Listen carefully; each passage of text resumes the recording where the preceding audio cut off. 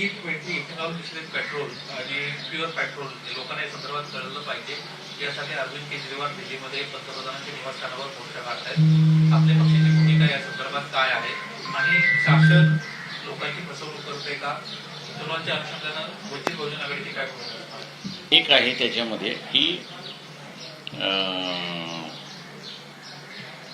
ब्राझीलने पहिल्यांदा ही सुरुवात केली। जी अडचण आपल्याला दिसते तीही ब्राझीलला आली। ब्राझीलने असताना त्यांच्या गाडीमधलं इंजिन अमुक तमुक सगळं जे आहे ते बदललं आणि त्याच्यानंतर त्यांनी वापरायला सुरुवात केली। आता असताना सरकारने मान्य केले की इंजिनचं गॅस्केट जायला लागलेलं आहे। त्याच्याच बरोबर असताना पाणी असल्यामुळे टाकी जी आहे ती टाकी सडायला लागली आहे, याच्याबद्दल अजून त्यांनी कबूल केलेलं नाही। तेव्हा गॅस्केट जाणं म्हणजेच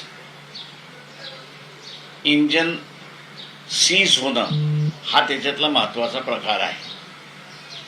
त्याच्यामुळे शासनाने जे आहे त्याच्यावरती पुनर्विचार केला पाहिजे आणि जोपर्यंत तुमच्याकडे टेक्नॉलॉजी येत नाही तोपर्यंत त्याच्या वापरण्यावरती बंदी आणली पाहिजे, अशी आमची पक्षाची भूमिका आहे।